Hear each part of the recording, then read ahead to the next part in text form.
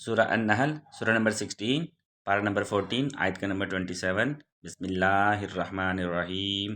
ثم یوم القیامت یحزیہم ویقول این شرکائی الذین کنتم تشاقون فیہم قال الذین اوتوا العلم ان الخزی اليوم والسوء علی الکافرین.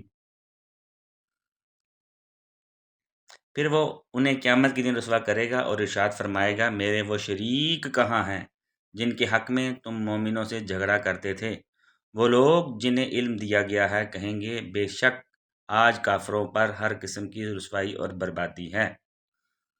Then on the day of judgment he will humiliate them and say, where are my so-called associate gods for those sake you used to oppose the believers? Those gifted with knowledge will say, surely disgrace and misery today are upon the disbelievers. صدق اللہ العظیم.